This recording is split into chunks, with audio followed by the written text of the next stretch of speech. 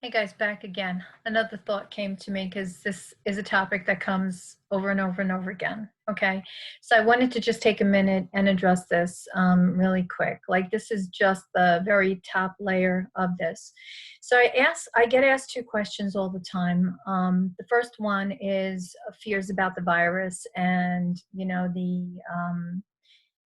how bad the virus is and the fear of getting the virus and all of that. And then the other part of that is the loved ones who have passed on from the virus. So I want to address that in two sections here. So the first section.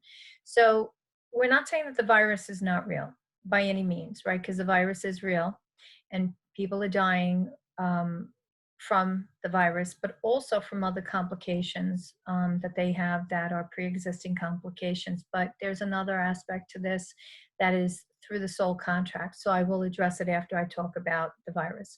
So, most of you know that I have a background in medical laboratory technology, which is diagnosing disease, right? Working in histology and blood banking, serology, and bacteriology and like all these different labs in the hospital.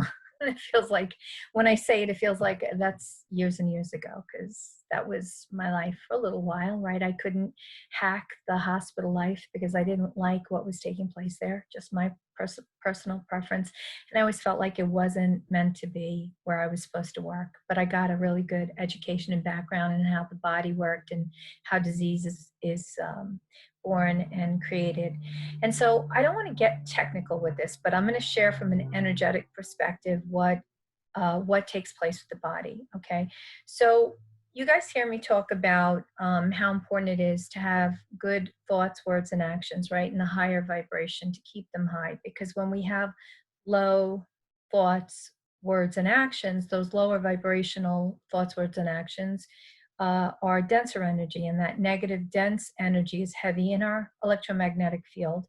And then if we're constantly having the same thought and the same emotion over and over again, and we magnetize it into our field, it'll actually put a hole in our aura, and that's really how we get sick.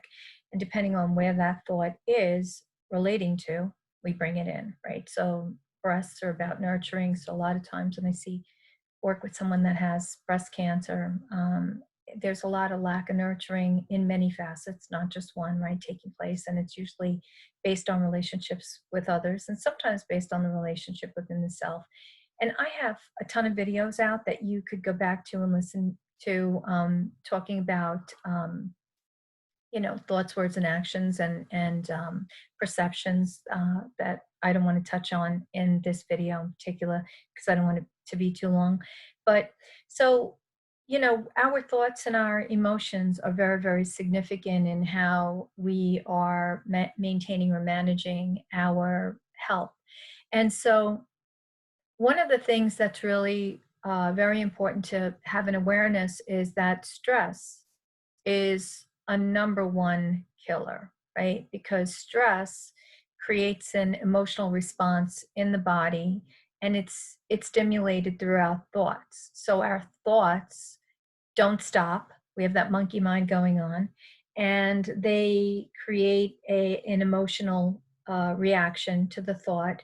And then that marries over and over and over again until it embeds in our field. And then it shifts our body in some way. So, energetically, our body carries, in my opinion, and I've heard doctors confirm this very recently, the opportunity for a virus to be experienced. And so when I had cancer back in 2000, I had cervical cancer, never had a history in my life, never had any kind of complications or any problems, just kind of came right after I had gotten a divorce. And it was my second marriage, and it was for almost the same exact reason, right? The first husband cheated on me, second husband, there was some other issue going on there. But um, and I felt like I was challenged in that department, and my thoughts were not being good enough, and they manifested in my cervix, and my cervix then ended up creating this virus of HPV, which then turned into stage one cancer, right? And so that manifestation of that virus was based on the emotional challenges that I was facing, because I was really hard on myself with thinking like I wasn't enough because somebody else was choosing somebody other than me. But it had nothing to do with me. It had to do with them and their own lack that was playing out, except I wasn't where I am now in my work to see that, right? So I manifested HPV, which then turned into cancer. And it was brought on by the chronic thoughts that I was feeding myself that I wasn't good in a particular area of my body. And that over time built that emotional challenge into that area, and it activated that HPV virus as um, as a health issue in my body. So I manifested that, right? And then after that happened, I talked to many people who suffered with Epstein-Barr and mono and herpes. And I started to do research, and I started to see that the one common thing was different types of stressors in their lives. Each one of them had a virus. So the ones that had Epstein-Barr all had the same type of stress. Each one who had herpes had the same type of stress. Everyone I talked to who had HPV had the same kind of thoughts that I had about themselves, which was the same type of stress. So I believe that we activate the cells to, and I don't want to get technical here, but we activate the cells to kind of turn on themselves. And then they are no longer producing more cells in the likeness of what the cell should be like, a healthy cell, but they kind of become very self-destructive from all of the negative thinking, the emotional thinking, and then they become toxic, and they mutate and change, and that mutation then bears the virus. And so very similar along the lines, right? And that's a very generalized belief, bel- explanation of my belief, right? That's a very generalized explanation. There are so many doctors out there that have acknowledged that it viruses are based on the emotional body, which is why we really can't treat them effectively. It's not like a bacterial infection where you can give the bacteria an antibiotic, right? Antibacterial, so that we can heal it, right? A virus is something different. And so the virus is generated by our thoughts and our emotions. Now, the other part of this is that if you believe that something is going to happen, then the chances are it's going to happen, right? That's law of attraction, law of one. The Galactic Federation and Ra live by the law of one because that's what there is. So if you are constantly thinking a specific thing, then you and that thing are eventually going to become one, right? Like I became one with the cancer because my thoughts constantly led me to believing that I was not good. I was not good. I was not good. I was not good. And then finally I put that I was not good in a specific area because I kept focusing on that. I'm not good in that area. I'm not good. I'm not good. And then I created the cancer. Okay. That was a twofold process. And that is forming a stronghold belief. Now, so we can make ourselves sick with fear and worry that we're going to get a virus, right? And this is really being amplified because in the beginning, we were being given a lot of very heightened information, being made to feel very fearful, right? I never held fear about the virus.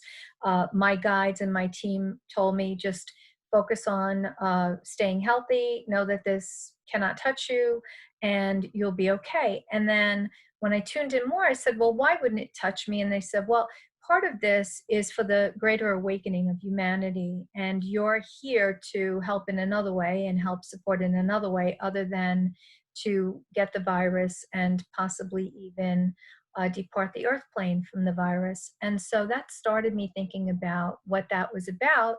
And it brought me back to the times where we've had these moments where we needed a shift on the earth. We needed a greater awakening, a greater awareness, right? And so if you go back to like 9/11, for instance, that was an awakening. And we saw for years after 9/11 how people were more compassionate to each other and how people loved each other and, were stronger together. But it took a tragedy like 9/11 to make that happen, right?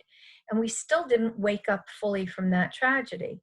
And then after that tragedy, we saw more tragedies. And then we had the school shootings, right? And those tragedies brought communities together and people together. But it still wasn't enough. It still wasn't enough to awaken the population to what is really going on and to what's really rolling out in our reality. And then we had the Vegas shooting and the Vegas attack. And that still wasn't enough. And all of those people that passed away in those events, right? The children, the fathers, the mothers, the sisters, the brothers, the aunts, the uncles, all of those people departed the earth plane through the soul contract. We come in here with the incarnation blueprint, a blueprint of what we're going to experience in this lifetime. And through that blueprint, we're also given an opportunity that there are a few exit dates that we could take. And based on what our experience is meant to be in this human reality, in this existence, we live our life, right? And then we get to experience certain things. Now, there are many people, and there will be many more people that will probably choose this time as their exit because as their soul departs the earth plane, their soul is giving humanity one of the most precious gifts that it could give humanity at this time, which is the gift of awakening. And when we see a soul departing in a time of tragedy, and I've said this many times when I'm asked about suicide, it's in those times of tremendous tragedy, like we're seeing now, that the soul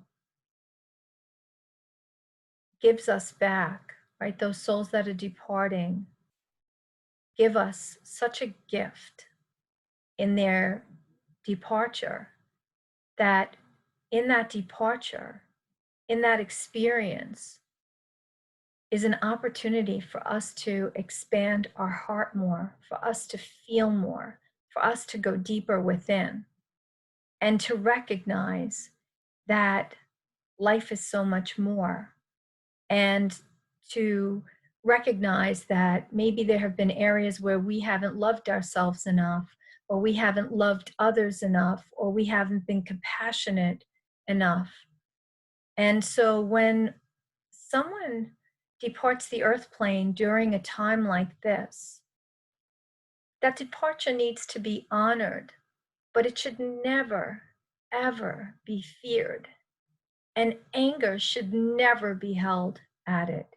It should be looked at with respect and honor and love. So when we are trying to heal and move forward from all of this, it's all happening beyond what our human comprehension could possibly be, because this is about our awakening. It's our greatest awakening ever. We are in a time where every single person on the earth is needing to choose not only themselves, but each other. And the disservice that we, the people that are still here on the earth plane, would be doing to those that have chosen to depart at this time and honor this great awakening that they are giving us, that they are contributing to, that they are supporting and assisting in. It would be awful and tragic if we didn't honor their departure in offering love to not only ourselves and choosing ourselves first over everything else, but then turning that internal love outward and loving our neighbors, loving each other, and helping each other through this. instead of arguing and fighting with each other. See the clarity, see what is presenting, and know that it is pushing us further than we've ever gone before. We need to awaken to what is presenting. And these beautiful souls that have departed, these beautiful loved ones that have left us behind, need to be honored. No anger, no frustration, no resentment. Honor them. Otherwise, in their passing, we're doing them a disservice by not honoring the soul and its decision to go at this time. We must honor all. That is how it must be. So please, I encourage you to look at this from a different perspective. I know some of you are struggling and suffering greatly with this, but I'm asking you to please look at this from a different perspective and see it from the perspective of what the soul is offering us at this time. See it from the perspective of love, because if you can hold the love and see what the gift is in all of this through the great awakening, through the greater awareness, in moving humanity forward as a collective, then it will make it so much easier for you to get through this and all of us to get through this as a collective. We cannot feel into hate. We cannot feel into anger. We have to feel into love. We have to love each other. We have to be a compassionate source for each other. So I hope something from this resonated with you. And I look forward to connecting with you guys again. I want to encourage you to be strong. I want to encourage you to do your research, do your homework, look at everything. What you don't understand, question. I'm always here for you. I've always been here for you. I've never left. And I will continue to be here for you. So please be there for each other, okay? Know that I love you. And I will do another video soon, all right? Take care. Bye-bye.